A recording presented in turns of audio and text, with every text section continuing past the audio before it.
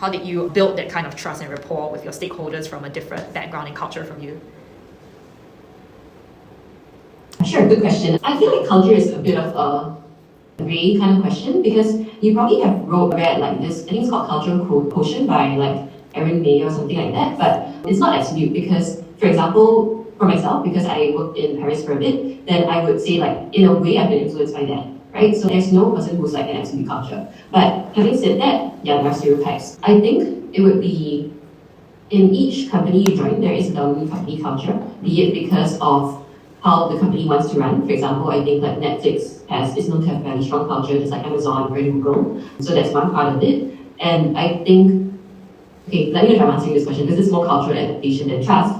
But when you're going through interviews and everything, you would have had an idea of, is this a culture that would maybe suit me based on the type of questions they're asking, the way they're asking the questions and things like that. Specific to like, let's say if you're moving countries, it's even more so. I would really advise that unless you have a very strong kind of like friend, family friend or whatever over there, really asking, if possible, talk to as many people in the team as possible to see, just like an interview, how well you think you would interact or adapt to them. Small things can also make a difference. So one thing that really struck me was when I was in Danone in Paris, they actually changed CFOs, and the new CFO was a German guy. But when he had his acceptance speech, like his like, oh thank you, I'm going to start, please support me kind of speech, he did his speech in French because HQ was so French dominated. So even though he's German and with all those German qualities, he was also fluent in French and ready to really use it a lot at work. And maybe that was also one small reason why he was chosen for the position. Actually, can I just a little bit on something that you mentioned about figuring out whether the culture is a fit for you, for yourself? What was your affinity with the French culture? Why did you choose to work in French companies and go to Paris in the first place? I don't know if you guys feel this when you're in work, but I think as a stereotype, right? And stereotypes are there for a reason, even if they're not perfect. I think you could segregate companies with an Asian company culture, a European company culture, and an American company culture. So the stereotype is that an Asian company would pay you probably well nowadays, but also work you extremely hard. Previously, it was like they might not pay well and you work hard. Like think really local as in to a certain extent. And then like Americans, they pay well, work hard. Europe being like the middle ground. Frankly, I didn't choose it at the start. It was just like, I tried it, seemed to suit me well enough. I also really like languages. I happen to also be learning French at the time. It does help with connection sometimes. Just like I think some of you guys might use like Chinese or another native language when you work with a different market. Sometimes that helps you like get closer to someone. So I think because I spoke French, that helped me with moving over as well to just like form stronger connections faster. Yeah, I think that would be it. I think if you're based in Singapore and thinking of going to HQ, you would probably already see some HQ nuances when working with them. So the typical French stereotype, which is somewhat true, is that in July and August, a lot of European countries, like you don't expect to work. So like in APAC, in Singapore, you still have deliverables, right? But HQ won't really respond in those periods because everyone's on leave. And that's something that you would know even being based in Singapore before you potentially decide to go overseas because that's something you interacted with. The good thing, if one of you are working at a French company or European company considering, is in Singapore it's very frustrating, but when you're there, you're like, hey, it's a good thing. Like for July and August, like it's slow. Like it's just the flip side of the coin. What do you think you would be happy to accept?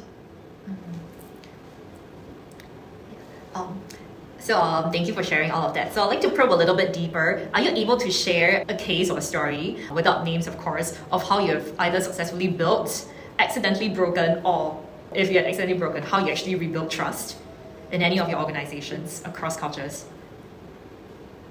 Successfully built or accidentally broken or rebuilt trust? It's a difficult question. I guess it's really just adaptation and learning how best to work across. So like French culture is very interesting because it's like a mix of both Asian and European culture. So in a way they do rank people quite a lot as a judgment, but they also like very forward and direct. So for example, one thing that I knew in my head but I didn't know no until I was there was like how important coffee breaks were. And speaking in French during coffee breaks, and how a lot of those decisions were actually made in those sessions, like through relationships, and not just through meetings. Meetings, yes, you have your agenda, get things done, but a lot of the discussions, a lot of the trust were actually built before and outside. And one thing I struggled with when I was there was, I was fluent in French when I went, but I knew that I would have like, my accent would be strong. I knew that I would have some small grammatical problems. I don't know if you have like European friends, and when they say like, they don't say either or, they say these like small nuances. And I was very subconscious. I was happy to speak in French with like friends, but not with colleagues. So after a while, I realized that even though I was hanging out, it somehow I wasn't forming those connections, or like there was just one little gap, and that just a colleague who was in a similar situation but was braver, she started forming those connections faster. So that was like the prompt for me to just get out there. You adapt, right? Because in some cases, I'm sure people might really judge you for bad grammar, but in other cases, it's more of like what's more valuable, speaking in their language but with bad grammar, or like speaking with English. So figuring out, being willing to just try and adapt, and like knowing when it's a more absolute, where like if you're working with a really big boss and presenting in French, then absolutely like spend hours practicing. And when it's like a more casual situation and knowing these people have also been overseas or would just like appreciate you putting in some effort, even if you haven't prepped like 30 hours for it. Maybe I'll ask a question. I'm interested to know, did you have to do anything against your natural way of being in order to build connections in France? Like something you have to do, totally against your nature. Yeah.